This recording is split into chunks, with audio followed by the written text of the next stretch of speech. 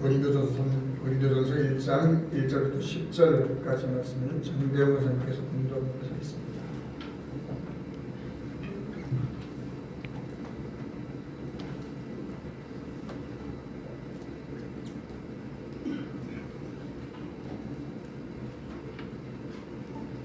하나님의 뜻을 따라 그리스도 예수의 사도 부르심을 받은 바울과 형제 소수되는 고린도에 있는 하나님의 교회 곧 그리스도 예수 안에서 거룩하여지고 성도라 부르심을 받은 자들과 또 각처에서 우리의 주 곧 그들과 우리의 주 되신 예수 그리스도의 이름을 부르는 모든 자들에게 하나님 우리 아버지와 주 예수 그리스도로부터 은혜와 평강이 있기를 원하노라.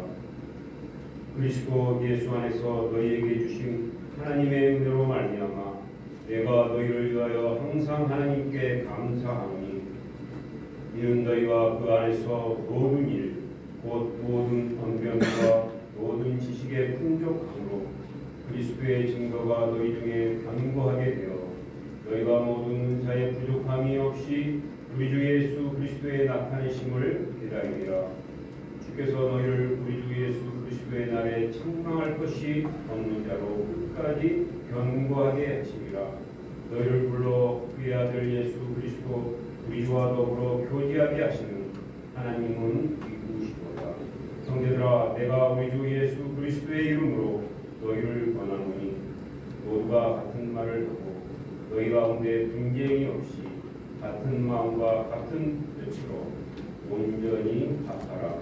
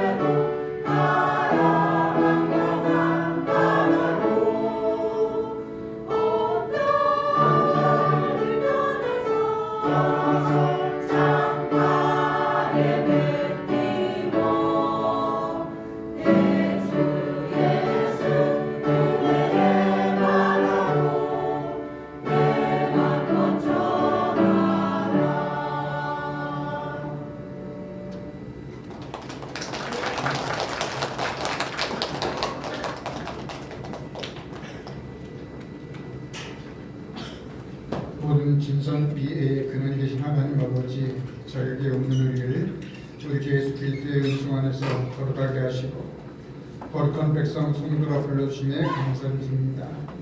땅 끝까지 이르러 세상 모든 사람을 구하시는 주님을 기억하며 우리 교회가 주님께서 우리에게 맡기신 사명을 성실히 감당하는 복된 도구가 되게 해주시기를 원합니다.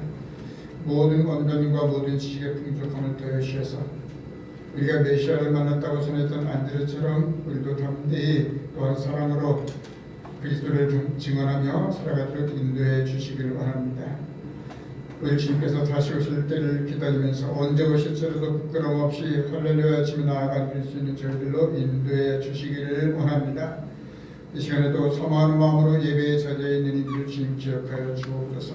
원치 않는 자리에서도 주님을 예배하며 주의 말씀에 귀를 기울이며 주의 은총을 사모하는 이들에게도 넉넉하신 은총을 베풀어 주시기를 원합니다.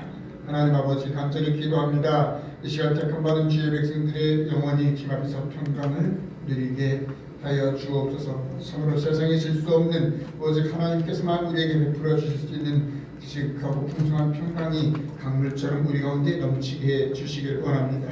또 우리가 믿음으로 기도하는 것 또한 애쓰고 수고하는 모든 일들에 복 주셔서 형통하는 은혜를 주의 백성들에게 베풀어 주시기를 원합니다.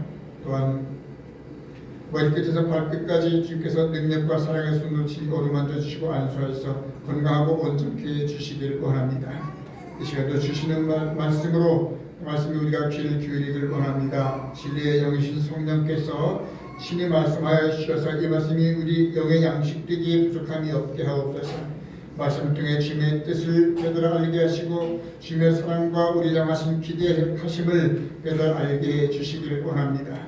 우리의 영혼이 더욱더 든든히 일어서는 역사가 이 시간 말씀과 성령의 감화하심을 통해서 우리 모두에게 일어나게 하여 주옵소서. 예수님의 이름으로 간절히 기도드립니다. 아멘. 주님의 은총이 성도롭게 풍성하기 원합니다.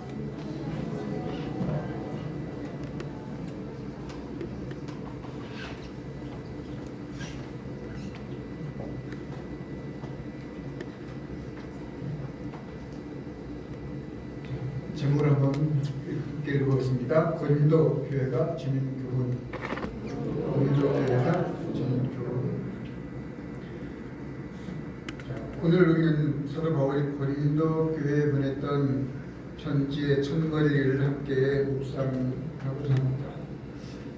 2000년 전에 바울이 활동하는 때 오늘날처럼 이렇게 카메라, 인터넷 이렇게 발달할 때는 편지가 아니라 우리가 밑으로 동영상 틀어놓고 2000년 전 사도 바울 선생님의 설교 말씀을 우리가 영상을 함께 시청하겠습니다. 그리고 저는 앉아있겠죠. 그때 그런 게 없었으니까 또 교통편도 발달하지 않을 때니까 하고 싶은 말은 너무나 많고 쉽게 갈 수는 없고 그래서 취했던 방법이 이제 사도 바울이 이 교회 저 교회에 편지를 보내는 방법이었습니다. 오늘날처럼 그것도 국제우편이라든가 그런 게 있었던 시절 아니니까 자기 제자들 내가 복음을 위해서 어떻게라도 협력하고 참여하겠습니다. 영혼 구원하는 일에 나 같은 사람도 도움이 될 수 있다면 제가 기꺼이 하겠습니다. 저는 그런 사람들을 통해서 먼 나라에 이 나라 저 나라에 바울이 편지가 전달이 됐던 것이죠. 고린도 교회에 보낸 편지라고 했습니다. 그래서 고린도전서, 고린도후서 그렇게 부릅니다만 두 개의 편지가 아니라 사실은 그 훨씬 이상의 여러 개의 편지를 이렇게 정리하다가 고린도전서, 후서로 정리가 되었다는 것이 성경학자들의 일치된 의견입니다. 그런가 하면 이 고린도서도 마찬가지고 에베소서나 또 다른 편지들도 마찬가지입니다만 편지를 처음 받은 즉 바울이 처음 편지 쓸 때는 어떤 교회를 염두에 두고 썼습니다. 고린도전후서 고린도 교회를 염두에 쓰는 거죠. 에베소서 그러면은 에베소 교회에 보낸 편지입니다. 로마서 당연히 로마의 교회에 보낸 편지죠. 이때는 하나님의 말씀을 너무나도 사모하던 때였고 또 귀한 때였기 때문에 고린도 교회 편지를 고린도 교회 교인들이 우리한테 보낸 편지니까 우리만 읽고 우리 받아야지 꼭꼭 감춰둔 게 아닙니다. 자기들이 읽고 다른 교회로 돌려가면서 읽었습니다. 시간이 걸리잖아요. 다른 교회는 또 기다려야 되잖아요. 저 교회에서 읽고 우리 교회까지 올 때까지. 지금 우리가 카카오톡 복사해가지고 보내면 되지만 그때 그런 시간이 아니잖아요. 그러니까 당연히 필요에 의해서 말씀을 선포하는 사람들에 의해서 편지를 고린도 교회의 편지를 고린도 교회 교인들이 읽으면서 베껴 쓴 거예요. 다른 종이에 베껴 써서 다른 교회에 나눠주고 사실은 오늘 우리가 가지고 있는 성경은 다 그렇게 해서 우리에게 전해지게 되는 겁니다. 그래서 어느 하나도 거의 원본이라고 부를 수 있는 것은 없습니다. 100% 다 사본입니다. 그래서 때로는 우리가 성경 읽다 보면 바로 있잖아요. 없음 그런 표시도 있고 똑같은 사건을 기록하고 있는데 내용이 조금씩 틀린 데도 있고 글쎄 여러분 성경은 어떤 한두 사람이 의도적인 목적을 가지고 쓴 글이 아니라 정말 살아계신 하나님께서 성령의 감화하심을 통해서 성령의 감동을 받은 사람들 중에서 기록한 하나님의 말씀이라고 하는 믿음을 더욱더 갖게 됩니다. 자, 고린도 교회 어쩌면 오늘 성장한 우리 한국 고린도라는 도시 우리 한국의 상황과 비슷하고 고린도 교회의 모습 역시 오늘 어쩌면 우리 한국 교회의 모습과 가장 흡사하다고 할 수 있습니다. 여러분 고린도는 당시 로마 제국의 중요한 상업 도시였습니다.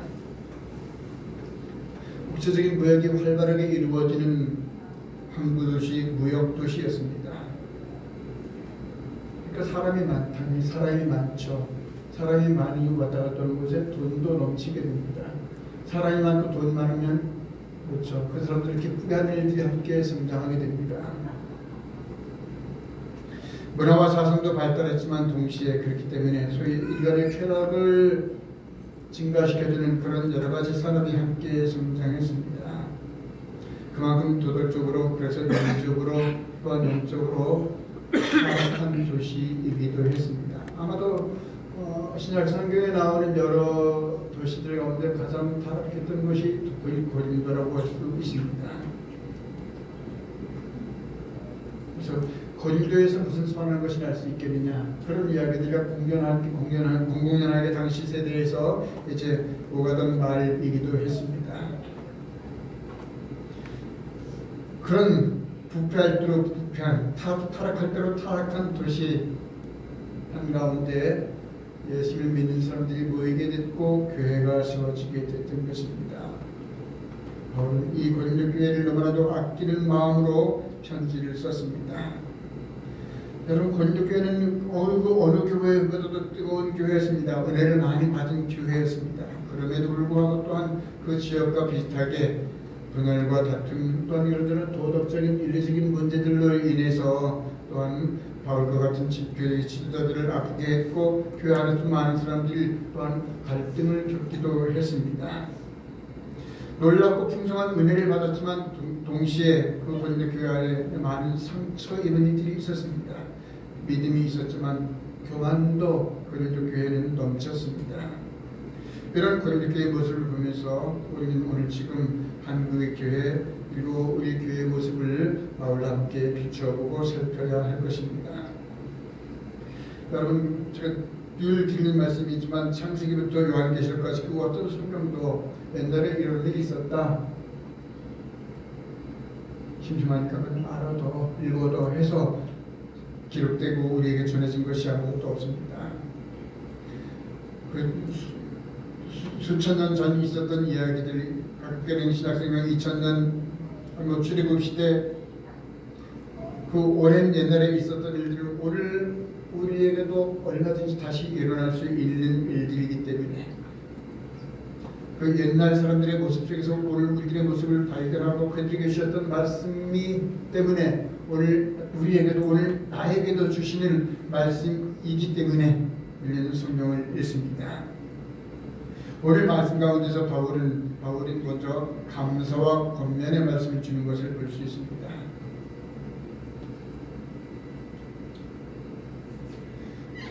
바울은 당시 당대 최고의 학자였습니다. 전 이스라엘 사람들이 가장 존경하는 가말리엘, 말하자면 가말리엘 박사님, 오늘 의식을 말하자면 서울대학교 총장에게서 이제 수제자였습니다. 바울 역시도 당시 이스라엘 사회 안에서 그리고 유대 지도자들에게 그래서 인정받고 장래가 촉망되는 분이었습니다.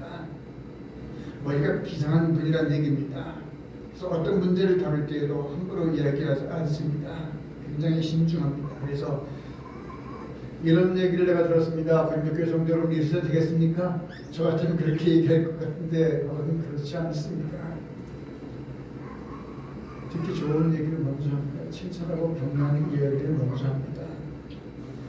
그래서 고린도교회 성도들이 하나님께로부터 받은 은혜 먼저 이야기하고 고린도 교회에 하나님께서 주신 사명을 먼저 이야기합니다. 그러면서 교회의 가장 중요한 핵심이라 할 수 있는 교회의 하나됨을 강력하게 이제 강론하면서 말씀을 편지를 이어가게 됩니다. 오늘도 이 고린도서의 앞부분의 말씀을 읽으면서 오늘 우리 교회에 온 자신을 돌아보면서 몇 가지 교훈을 나누고자 합니다. 사진에 보이는 건 고린도 도시의 유적입니다. 지금도 이런 유적들이 굉장히 많이 남아 있습니다. 자, 먼저 바울이 말하는 것은 교회는 하나님의 은혜로 시작되었다라고 하는 것입니다. 그러므로 받은 은혜를 기억해야 됩니다. 자, 함께 제목을 읽어보겠습니다. 은혜로 시작된 교회, 은혜를 기억하라. 시작. 은혜로 시작된 교회, 은혜를 기억하라. 자, 바울은 먼저 말합니다. 너에게 주신 하나님의 은혜로 말미암아 내가 항상 하나님께 감사한다. 여러분, 이것은 단순한 칭찬이나 격려의 말이 아닙니다. 여러분 생각할 때는 내가 너무나 기분이 좋아서 하나님께 감사드립니다라는 단순한 인사도 아닙니다. 이것은 사실은 교회의 정체성을 다시 생각하게 하는 그런 말씀입니다. 너에게 하나님께서 은혜를 주셨다라고 하는 것이죠. 여러분의 교회, 고린도 교회는 하나님의 은혜로 세워졌습니다라는 말씀입니다. 오늘 우리도 마찬가지죠. 어느 교회도 하나님의 은혜에 의하지 않고 세워진 교회가 없습니다. 하나님의 은혜로 세워졌습니다. 이것이 우리의 힘이고 우리의 자부심이죠. 그러면서 모든 언변과 모든 지식에 풍족하다라는 말씀을 덧붙이고 있습니다.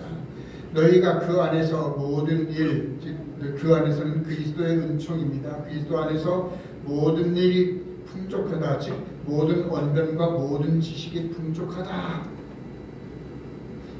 여러분, 우리가 이런 말을 누구에게서 듣는다면 얼마나 힘이 나겠습니까? 얼마나 어깨에 힘이 들어가겠습니까? 말도 잘하고 지식도 넘쳐난다. 근데 여기서 단지 말재주나 어떤 세상적인 지식을 가리키는 말은 당연히 아닙니다. 이 언변이라고 말하는 것은 복음을 전하는 걸 가리킵니다. 서로의 신앙을 고백하면서 또 아직 믿지 않는 사람들에게 복음을 전하는 데 있어서 고린도 교회 성도들이 열심을 보였다라고 하는 겁니다. 당연히 지식은 진리를 이해하고 받아들이는 능력입니다. 아무리 거기 어떤 진리가 있다 할지라도 받아들이지 못하면 그처럼 안타까운 것은 없죠.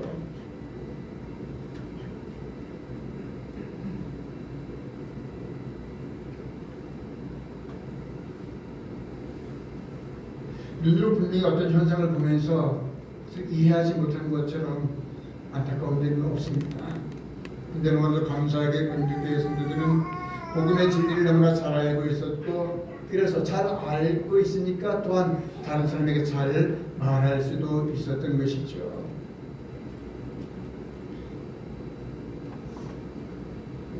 근데 문제는 이런 은혜들이 복음을 너무나 잘 알고 있고 또 복음에 대해서 잘 말도 할 줄 아는데 전할 줄도 아는데 이런 은혜들을 활용해서 교회를 하나 되게 해야 하는데 그렇지 못했다라고 하는 겁니다. 그것이 오히려 분열의 도구로 바뀌어버렸다라고 하는 것이죠.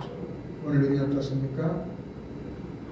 하나님께서 나에게, 우리에게 동시에 나에게 은혜를 베푸셨다는 것을 기억하는 것이 굉장히 중요합니다.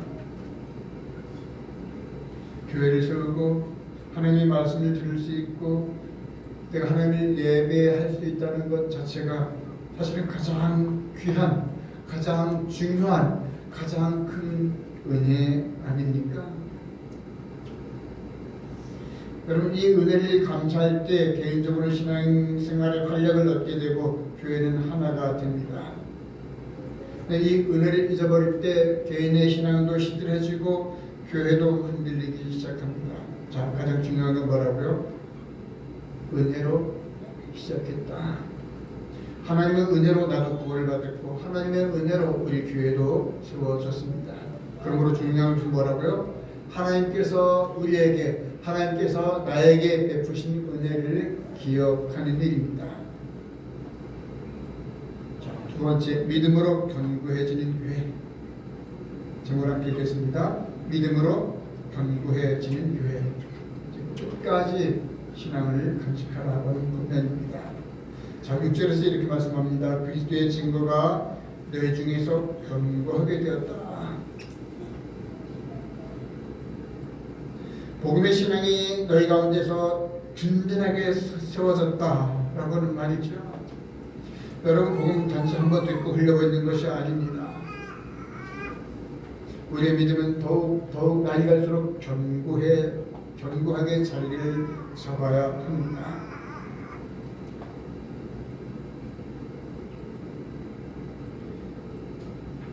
근데 여러분, 이것이 사실 우리 의지만으로 가능한 것은 아닙니다. 우리에게 믿음이 생기는 것도 주님의 은혜가 있어야 되는 것이지만 우리의 믿음을 유지하고 더욱더 견고하고 더욱더 온전하게 성장시켜가는 데도 역시 주님의 은혜가 필요합니다. 아니, 이것은 이미 주님께서 우리에게 주신 약속이기도 합니다. 그래서 8절에서 이렇게 말씀하죠. 주께서 너희를 우리 주 예수 그리스도의 날에 책망할 것이 없는 자로 끝까지 견고하게 하시리라. 이것은 바울의 믿음이고 바울의 확신입니다. 무슨 얘기입니까? 주님께서 우리 믿음을 견고하게 세워야 되는데 더욱더 튼튼하게 온전하게 세워가야 하는데 우리 스스로의 노력만으로 되는 것은 아니고 주님께서 우리에게 우리로 하여금 그렇게 하신다라고 하는 말씀입니다. 주님께서 우리 믿음을 더욱더 견고하게 하신다. 주님께서 우리의 신앙을 더욱더 온전하게 하신다. 성장하게 하신다. 성숙하게 하신다라고 하는 말씀입니다. 그래서 그리스도의 나라, 주님께서 이 땅에 다시 오실 때 책망할 것 없는 자로 만드신다. 부끄러움 없이 할렐루야 주님 오셨어요 하면서 달려나가 앉을 수 있게 그렇게 하신다라고 하는 말씀이죠. 자, 우리가 그때 뭔가 잘못한 게 있으면 저는 그때 이제 일을 마치고 아버지 엄마가 집에 돌아오는 시간이 기쁨의 시간이 아니라 두려움의 시간이 되죠. 가슴이 쿵닥쿵닥 언제쯤 들통이나 보내고 야단을 맞게 될까. 그러나 착한 일을 했다면 아빠가 언제 오시지, 엄마가 언제 오시지, 그 시간이 더욱더 기다려지게 되지 않습니까? 왜? 칭찬을 받을 것이기 때문입니다. 칭찬에 대한 기대가 있을 것이기 때문입니다.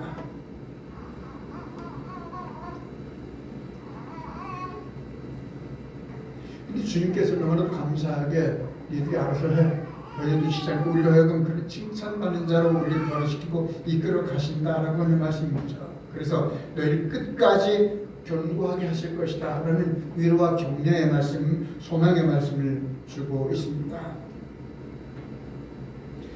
자, 여러분, 바울이 끝까지 견고해야 된다 이런 말씀을 주는 이유가 무엇일까요? 자, 고린도 교회는 그 어떤 교회보다도 열정적인 교회, 뜨거움이 넘치는 교회였습니다. 그럼에도 불구하고 또한 이런저런 부끄러운 일들이 또한 적지 않은 교회라 그랬습니다.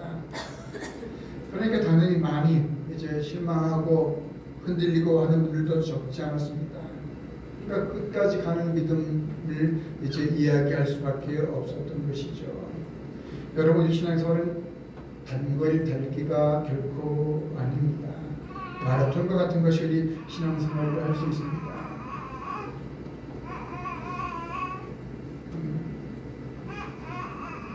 지금도 의외로 많은 사람들이 바로 무당을 찾아가죠. 예수 믿고 온다고 하는 사람들도 적지 않게 무당을 찾아갑니다. 굳이 비유하자면 또 단거리라고 경지라고 할 수 있습니다. 한번 가서 뭐 점을 보든지 아니면 소가 넘어가서 부단하면 큰일 나 당신 큰일 나. 그럼 좀 잘 안 넘어가죠. 근데 부단하면 무슨 아들, 당신 둘째 딸 내 이걸 말 못해. 그러면 어떻게 합니까? 수백만 원 날리는 거죠. 단거리라고 할 수 있습니다. 그러나 우리 신앙생활은 단거리가 아닙니다. 마라톤과 같습니다. 그래서 견고해야 됩니다. 끝까지 가야 되는 거죠. 여러분, 처음에 아무리 1등으로 달렸다 할지라도 좀 가다가 아 힘들어, 이거는 나 못해, 다음번에 나가면 되지 뭐 하고 포기한다면 1등으로 달린들 소용없는 겁니다. 끝까지 가야 되는 것이죠.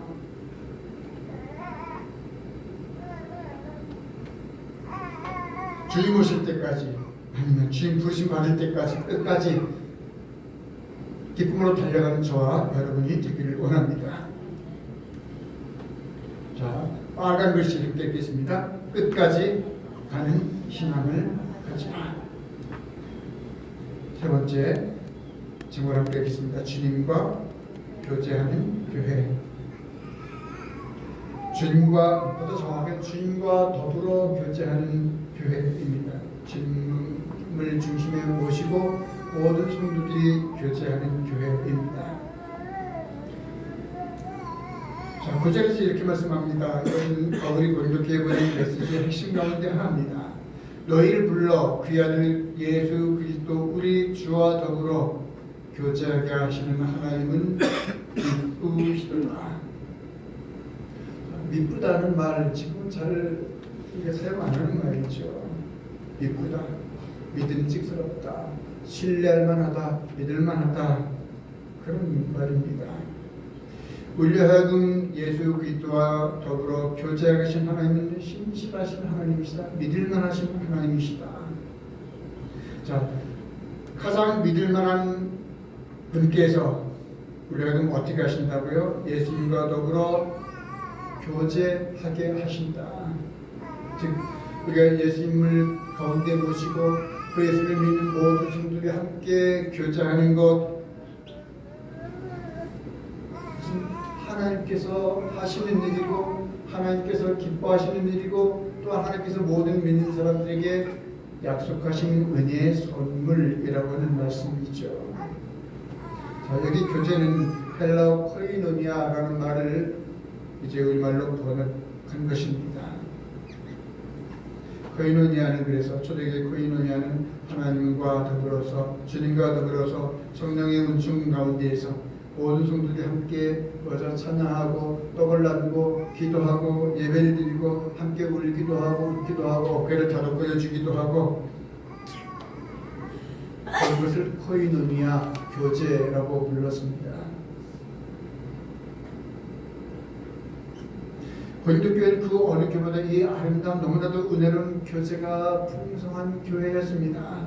그런데 시간이 흐르면서 점차 자기가 옳다고 주장하는 사람들이 생겨나기 시작했고 목소리를 높이는 사람들이 생겨나기 시작했습니다. 그런 자연적으로 일어나는 현상들이 있죠. 사람이 모이면 반드시 그렇습니다. 누구는 이 사람하고 친하고 누구는 저 사람하고 친하고 그런 사람들이 점점 늘어나게 되고 그렇죠. 그래서 이 사람 그 사람 이파 저파 우리가 정치하는 사람들도 보면 그렇잖아요. 끝까지 가는 것이 그래서 중요합니다. 자, 끝까지 가려면 나와 더불어 공동체가 또한 끝까지 가려면 어떻게 된다고요? 내가 그것도 없다. 그 정도로 지금 우리가 있잖아요. 그렇게 크게 그만한 것 같지도 않고, 그렇죠? 그러나 여기에서 바로 우리의 분열이 시작이 됩니다. 영적인 우월감, 그걸 가지고 다른 사람을 판단하게 될 때 나도 힘들고 너도 힘들고 모두가 힘들게 되는 그런 갈등이 만들어지게 되는 것이죠. 그럼 그렇게 될 때 여러분 좋은 의지를 가지고 사람들이 모이면 얼마나 기쁘고 감사합니까? 그렇다면 그것이 교회가 됐든 정당이 됐든 또 다른 어떤 시민 모임이 됐든 활력이 넘치게 되죠. 그러나 불평이나 불만을 가진 사람들이 서로 모이게 되면 그 공동체에는 더 이상 희망을 기대하기 어렵게 됩니다. 서로의 부족한 점, 서로의 단점, 서로의 못난 점만 보고 집중하게 되고 만날 때마다 그런 이야기만 들어놓게 되면 어깨에 힘 빠지죠.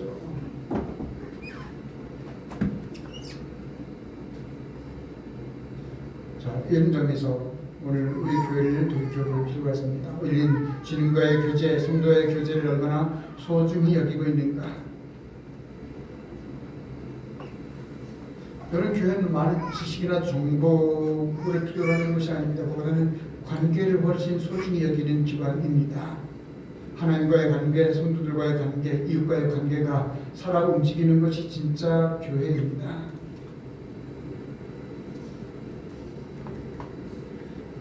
진정한 성도의 교제가 회복될 때 교회는 다시 활력을 얻고 생명을 얻습니다. 네 번째, 분열이 없는 하나된 교회를 이루어가야 합니다. 그래서 바울은 같은 마음 같은 뜻으로 연합하라는 당부를 합니다. 10절입니다. 형제들아 내가 우리 주 예수 그리스도의 이름으로 너희를 권하노니 너희 가운데 분쟁이 없이 같은 마음과 같은 뜻으로 온전히 합하라. 너무너무 중요한 말씀이기 때문에 그냥 하지 않고 예수님의 이름으로 권합니다 라는 말을 먼저 했습니다. 예수님의 이름으로 권합니다. 여러분 가운데 분쟁이 없이 하십시오. 같은 마음과 같은 뜻으로 온전히 합하십시오. 여러분 이 말을 우리가 흔히 오해합니다. 생각을 일치시키라, 어떤 회기라, 담임 목사가 말하면 모든 사람들이 이의제기 없이 따라 그런 류의 말씀은 아닙니다.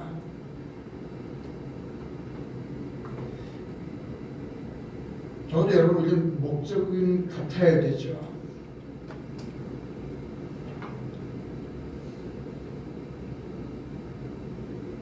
남녀가 만나서 부부가 되고 가정을 이뤄 살아갈 때도 가장 중요한 것은 공동의 어떤 목표, 공동의 희망을 바라보는 것이라고 얘기하지 않습니까? 연애할 때처럼 서로 상대편만 바라보게 되면 그렇죠. 전에 보이지 않던 미운 모색이 점점 마음이 눈에 띌 수밖에 없게 됩니다. 부부도 생각이 일치하기가 어렵죠.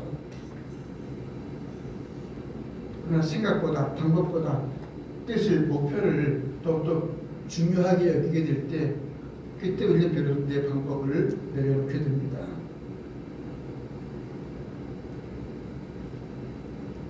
바울이 말하는 이 하나됨은 단순한 어떤 생각의 일치 협동이 아닙니다.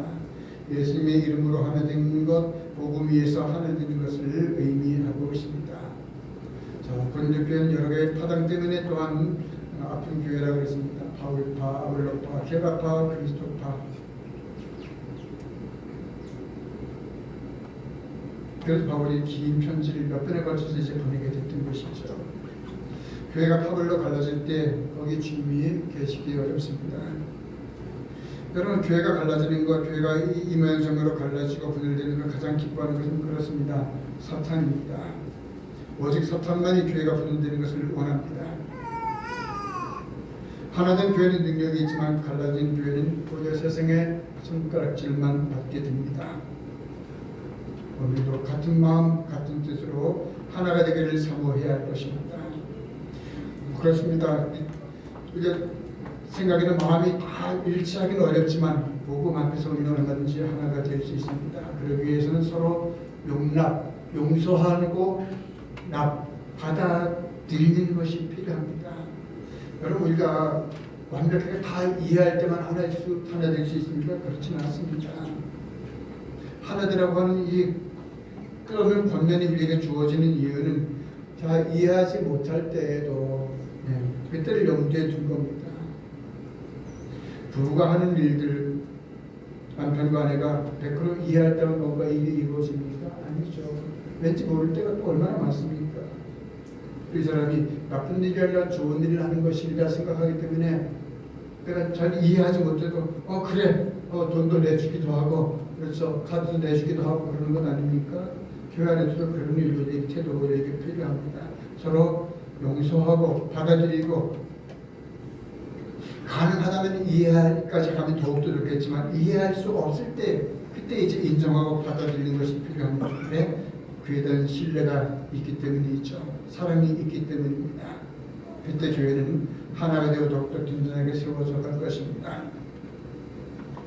고린도 교회를 통해 주시는 네 가지 교훈을 이 시간 묵상했습니다. 교회는 하나님의 은혜로 시작이 되었다. 이것을 기억해야 된다. 믿음으로 끝까지 견고해져야 된다. 주님과 더불어 아름다운 성도의 교제가 이루어지는 그런 교회, 같은 마음과 같은 뜻으로 하나 되는 교회를 사모하고 기도하고 힘쓰는 저와 여러분이 되기를 원합니다. 여러분 세상 어디도 완벽한 교회는 없습니다. 만약 그런 교회가 있다면 이 교회가 아니라 천국이겠죠. 그럼에도 불구하고 교회를 세우신 분도 주님이시고 교회를 포기하지 않으신 분도 주님이십니다. 주님께서 여전히 교회를 귀하게 여기시고 아끼신다면 우리 교회가 더 주님 기쁘시게 하는 교회가 되는데 저와 여러분 모두가 힘쓰고 협력해야 할 것입니다. 너희를 불러 귀하들 예수 그리스도와 교제하게 하신 하나님 믿으시도다. 너희 공동체를 생각하기 이전에 나를 불러 교제하게 하신 하나님.